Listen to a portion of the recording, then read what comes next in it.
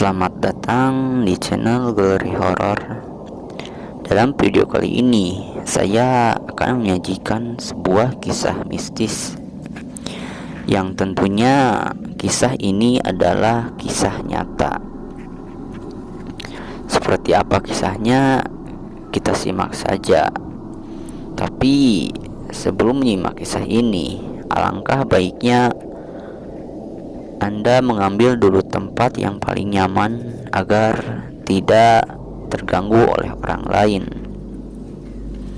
Dan untuk teman-teman yang merasa mempunyai kisah mistis atau kisah-kisah horor dan barangkali berkenan mau dibagikan ke channel Galeri Horor ini, bisa dikirim lewat email, dan emailnya sudah dicantumkan di deskripsi.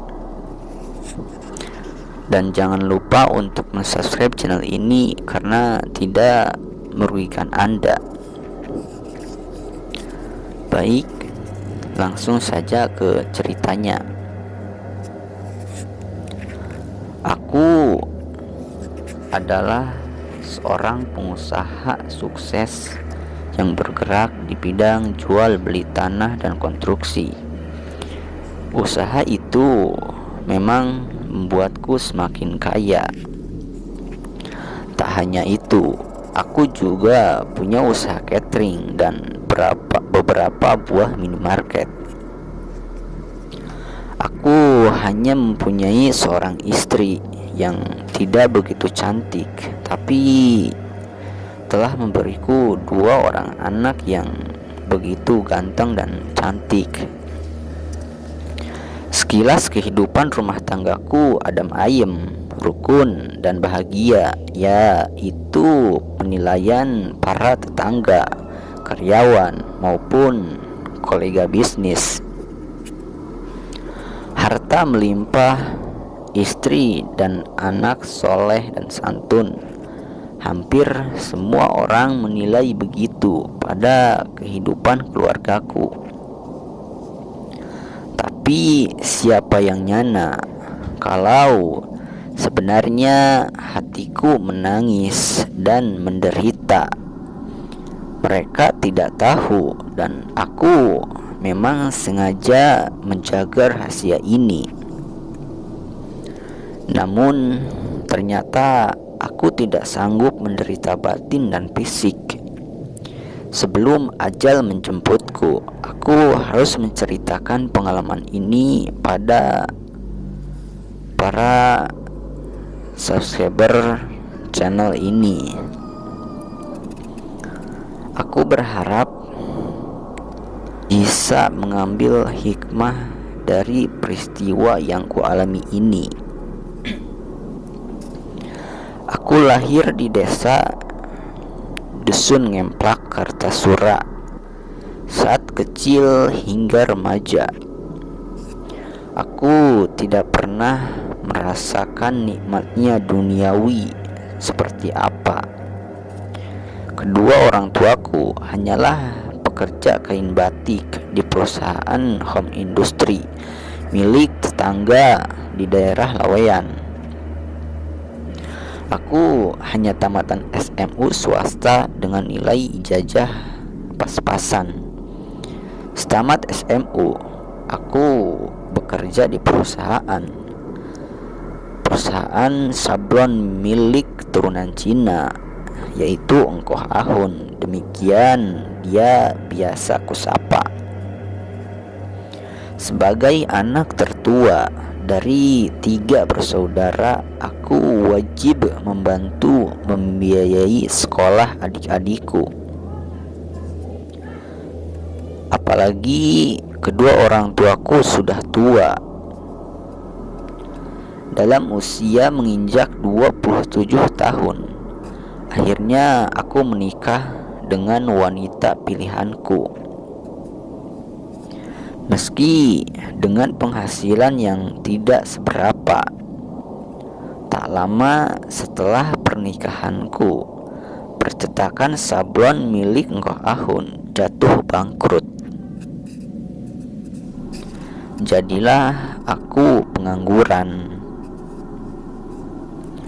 Awalnya berjalan hidup rumah tanggaku berjalan mulus. Namun karena lama menganggur, terjadilah pertengkaran-pertengkaran kecil. Istriku menuntut agar aku berusaha mencari pekerjaan lebih giat lagi. Aku bukannya tidak bertanggung jawab atau bermalas-malasan. Aku sudah berusaha, tapi selalu saja gagal. Pernah kami dipinjami modal untuk buka toko sembako kecil-kecilan oleh bapak mertua.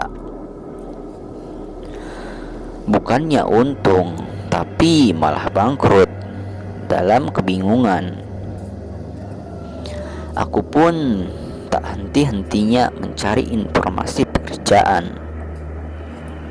Hingga akhirnya tanpa sengaja aku bertemu dengan bekas tetanggaku yang sudah sukses di Jakarta. Dia memintaku datang ke Jakarta setelah memberiku alamat dan 2 lembar uang 100 ribuan yang berjumlah 200 ribu. Aku sempat heran. Dulu waktu di desa Ngemplak, tetanggaku itu bernama Atmo. Tapi setelah sukses dan tinggal di Jakarta, namanya diubah menjadi Robert. Sehari setelah pertemuan itu, dengan restu istri tercinta, aku pergi ke Jakarta menemui Robert. Sesuai dengan alamat yang tertera, aku dengan mudahnya mendapatkan. Setibanya di sana, aku berdecak kagum melihat Robert yang dulu kecil dan tidak terawat. Sekarang berubah, rumahnya menjadi seperti istana. Di garasinya berjejer mobil mewah dan peralatan rumah tangganya serba luks dan bercita rasa seni tinggi. Apa sebenarnya kunci sukses Robert? Kalau kamu benar-benar ingin berubah, akan aku tunjukkan alamatnya. Tapi kamu harus punya tekad yang kuat dan tidak boleh dihinggapi rasa penyesalan. Ini bukan main-main, pikirkan dulu matang-matang. Seandainya kamu sudah bulat, aku beri uang buat biaya prosesi dan buat biaya istrimu di rumah, kata Robert. Aku diam. Jalan keluar yang diberikan Robert adalah jalan sesat. Aku gamang, namun terbayang di pelupuk mata penderitaan yang dirasakan istriku di rumah. Sehari makan, 3 hari tidak makan. Cibiran, cemooh dan hinaan dari para tetangga tentang penderitaan kami menambah lengkap penderitaan. Aku pun muak dengan semua itu. Aku bosan dengan penderitaan itu. Aku harus berubah. Aku tidak mau terus-terusan menjadi bahan ejekan. Inilah saatnya aku bangkit dan berdiri, tekadku. Karena alasan itu, akhirnya aku memutuskan menerima jalan keluar yang ditawarkan oleh Robert. Tanpa persetujuan dari istri, apalagi berembung, aku pun membulatkan tekad dan menyatakan kesanggupanku pada Robert. Sesuai dengan janjinya, Robert memberiku uang untuk modal membeli sesajen dan bekal untuk istriku di rumah selama aku tinggalkan.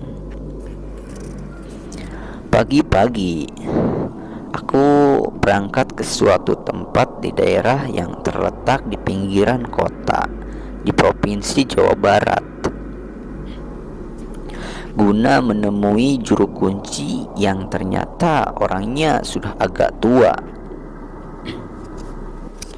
Nah, jalan yang akan kau tempuh adalah jalan sesat. Apa nanti tidak menyesal di kemudian hari? Pikirkan dulu matang-matang, jangan gegabah. Perlu kau ketahui, pesugihan ini lain dari yang lain, lebih unggul dan langka sekali. Jelas juru kunci. Aku sudah mantap. Aku capek dan muak dengan penderitaan. Aku harus menjadi orang kaya dan terhormat, tegasku. Kalau begitu, baiklah. Malam ini juga, pukul 12 malam, prosesi ritual dilaksanakan. Sekarang kamu istirahat dulu, kata juru kunci. Tepat pukul 12 malam, Jumat Kliwon, prosesi ritual dilaksanakan. Bentuk prosesi ritual tersebut adalah aku dinikahkan dengan jin. Menurut penuturan juru kunci, jin ini menguasai harta benda yang berupa emas yang begitu melimpah. Kamu jangan terkejut, jin akan menikahimu adalah jin berjenis kelamin laki-laki. Kewajibanmu melayani nafsu syahwatnya. Ingat, kondisi kamu harus benar-benar fit, sebab bersetubuh dengan jin sangat berbeda dengan golongan manusia dalam hal kekuatannya.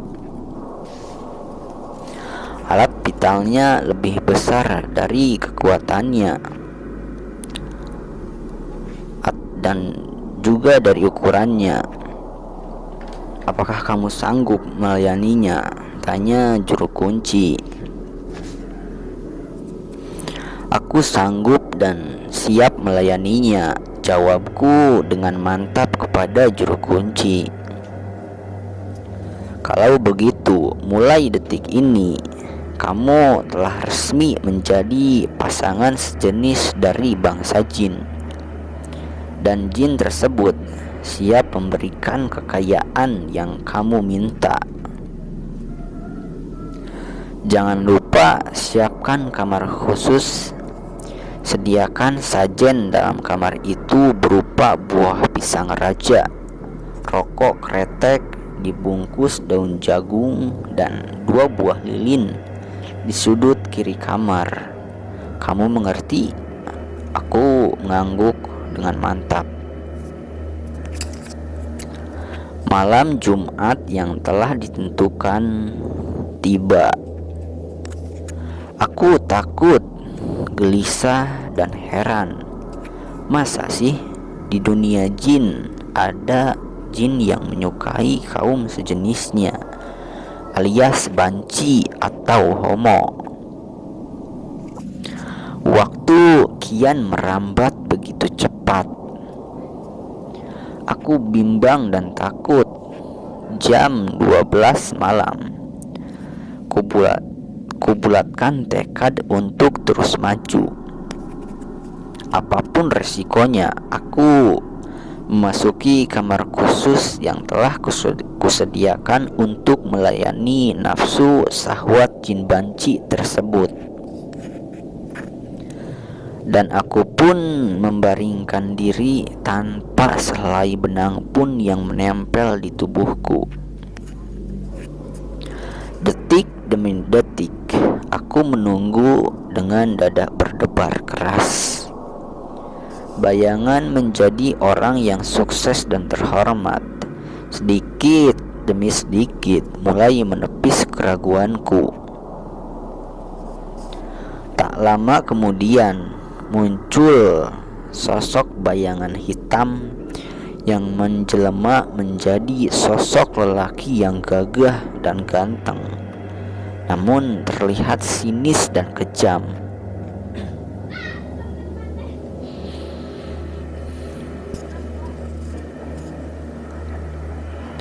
Lelaki jelmaan jin itu melahap setiap jengkal sekujur tubuhku dengan napas memburu dan menakutkan.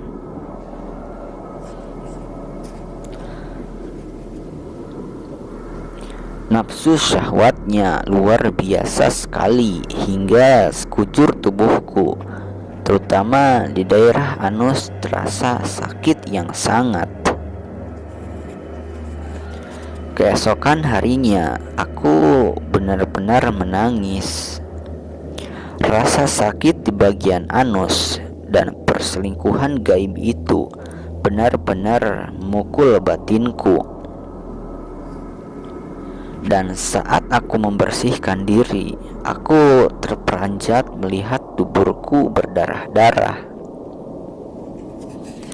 Anehnya, selang 2 hari tidak ada rasa sakit, apalagi sampai mengeluarkan darah, benar-benar kembali normal seperti semula. Peristiwa seperti itu dari tahun ke tahun berlanjut seiring dengan perkembangan ekonomi keluargaku. Dan yang membuatku heran, saat istriku hamil dan melahirkan anak laki-laki, wajah anak pertamaku tersebut sama persis dengan wajah laki jelmaan jin yang menggauliku. Setahun kemudian, aku mempunyai seorang anak lagi yang berjenis kelamin perempuan. Untungnya wajahnya mirip aku, bukan mirip jin tersebut. Kekayaanku pun kian melesat. Dalam waktu yang tidak terlalu lama, aku sudah menjadi miliarder dengan berbagai perusahaan pribadi yang beromset miliaran rupiah. Selama hampir 19 tahun, aku menjadi pasangan gaib jin banci tersebut. Selama itu pula aku menahan penderitaan yang berkepanjangan, baik penderitaan fisik maupun batin. Ternyata kekayaan yang sekarang melimpah ruah tidak dapat aku nikmati dengan senang hati. Justru penderitaan fisik yang berkepanjangan yang aku dapatkan, aku berusaha tersenyum di depan istriku. Aku berusaha tertawa di depan anak-anakku. Aku berusaha menanamkan nilai-nilai agama pada anak-anakku, biar mereka menjadi anak yang beriman. Aku selalu menangis melihat kepolosan kedua anakku. Karena penderitaan itu menginjak usia kepala 4, stamina tubuhku mulai turun, demam berkepanjangan, badan kurus dengan kulit keriput, dan bagian anusku mengeluarkan bau busuk dan rasa sakit yang sangat luar biasa. Sudah berbagai cara telah kutempuh untuk mengatasi penderitaanku, tapi tetap saja hasilnya nihil. Akhirnya aku jatuh sakit yang cukup parah. Istriku membawaku ke rumah sakit untuk opname dalam keadaanku yang sangat menderita. Akhirnya kuceritakanlah tentang harta kekayaan yang selama ini aku dapatkan. Istri dan anak-anakku menangis terseduh-seduh setelah mendengar kekayaan yang sebenarnya aku dapatkan dari mana. Dari kisah ini banyak sekali kisah-kisah hikmah yang perlu kita ambil, dan banyak juga ya sifat negatifnya yang perlu kita buang jauh-jauh. Kurang lebih ceritanya seperti itu.